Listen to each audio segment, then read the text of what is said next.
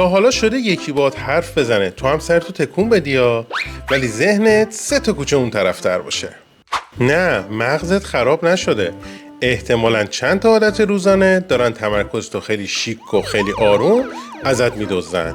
و عجیبتر این که یکی از این عادتها همون وقتیه که فکر میکنی داری خیلی حرفه‌ای یه کاری رو درست انجام میدی، ولی در واقع تمرکزت داره تیکه تیکه میشه.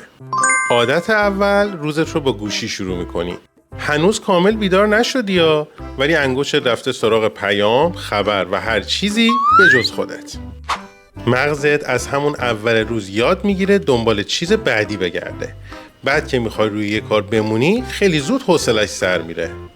هنوز چشات باز نشده، مسواک هم نزدی، ولی فهمیدی دلار چند شده، کی با کی نامزد کرده و پسر خالت چرا دوباره با دنیا قهر کرده. 20 دقیقه اول روز گوشی رو مرخص کن. فقط اولین کار مهمت رو مشخص کن قبل از اینکه گروه فامیل شیفت روزش رو شروع کنه. عادت دوم، همه چیزو با هم انجام میدی. همزمان پیام میدی، فایل باز میکنی، چای میریزی و تازه به جلسه فردا هم داری فکر میکنی. مغز واقعا چند کار مهم رو همزمان انجام نمیده. فقط خیلی سریع بینشون میپره و هر بار یه تیکه از تمرکزتو یه جا میذاره. یه ایمیل نصفه، چای روی گاز، 3 تا صفحه باز، یه پیام صوتی هم که در حال پخشه، ذهنت شده مثل میدون انقلاب، اونم ساعت 5 عصر. یادت باشه یه کار، یه پنجره، یه بازه کوتاه، مثلا 25 دقیقه فقط همون کار. بعد فعلا بقیه برن تو صف منتظر بمونن. عادت سوم، نوتیفیکیشن هایی که خودشون رو رئیس شرکت میدونن. هر وقت دلشون بخواد صدا میدن و انتظار دارن تو هم فوری بری جوابشون رو بدی. هر صدای کوچیک مغزش رو از مسیر اصلی بیرون میکشه. حتی وقتی پیام رو باز نمی کنی یه قسمت از ذهنت میره ببینه چی شده.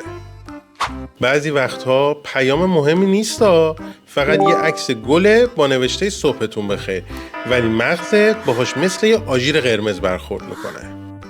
نوتیفیکیشن های غیر ضروری رو خاموش کن. برای چک کردن پیام ها زمان مشخص بذار، نه اینکه هر پینگ جلسه اضطراری اعلام کنه. عادت چهارم، کارهایی که معلوم نیست دقیقاً چی هستن. مثلا می نویسی امروز میخوام روی پروژه کار کنم. مغز با کارهای مبهم خیلی حال نمیکنه، چون نمیدونه باید از کجا شروع کنه. ترجیح میده فعلا یه دور یخچال رو بررسی کنه. روی پروژه کار میکنم آخه یعنی چی؟ مثل اینکه به یکی آدرس بدی تهران در سبزه. کار بزرگ رو به چند بخش کوچیک تقسیم کن. فعلا فقط روی اولین بخش تمرکز کن. وقتی تموم شد برو سراغ مرحله بعد. عادت پنجم، کارهای نیمه تمامی که توی ذهنت باز میمونن. هر کدومشون هم یه گوشه نشستن، بی سر و صدا از حافظه و توجهت دارن جا میگیرن. ممکنه مشغول کار اصلی باشی ولی ذهنت هنوز یادشه باید قبض رو پرداخت بکنی، به علی جواب بدی و لامپ آشپزخونه رو هم عوض کنی. یعنی تو داری گزارش مینویسی ولی پشت صحنه قبض برق، پیام علی، چراغ آشپزخونه، جلسه شورای حل اختلاف تشکیل دادن.